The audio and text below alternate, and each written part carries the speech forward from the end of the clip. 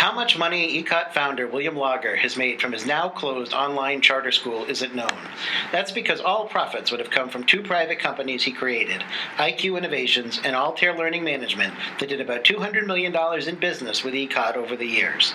Lager founded ECOT in 1999 after years of fighting through a divorce and several court judgments about money he owed after an earlier business went bankrupt. But after starting ECOT, Lager has purchased multiple homes, including a lakeside cottage and Key West house that could now be taken by the state to pay off ECOT debts. By 2002, with ECOT up and running and taking in $15 million a year in state tax money, Lager purchased a 12th floor unit in this Columbus high-rise condominium. The cost? $300,000. In 2008, he spent $276,900 on this home in Columbus. He transferred it over to his daughter Jessica in 2012. By 2010, ECOT had grown to more than 9,000 students and was taking in almost $60 million a year from the state. That year, Lager spent $433,500 on a cottage on the shores of Seneca Lake, about an hour east of Columbus. Because houses are not clearly marked on this rural road, we cannot positively identify which house is his.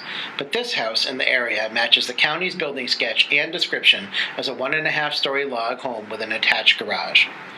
3 years later, in 2013, he added another Columbus area home, this $995,000 house in Upper Arlington. He still wasn't done. In 2014, with ECOT now taking in $90 million a year from the state, Lager spent $3.7 million on this house in the heart of the Key West, Florida tourist area. The house, with both a pool and jacuzzi in the backyard, has an upscale hotel and restaurant right across the tree-lined street. It also has a historical draw.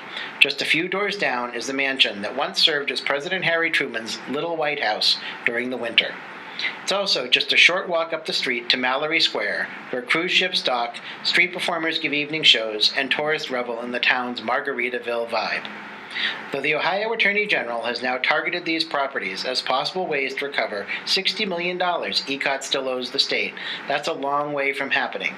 ECOT's Southern Columbus headquarters has already been auctioned off for $3.2 million to the Columbus School District, but the houses belong to Lager, not the school. The state would have to show that Lager bought them with ill-gotten money from ECOT, a case that is still far from proven.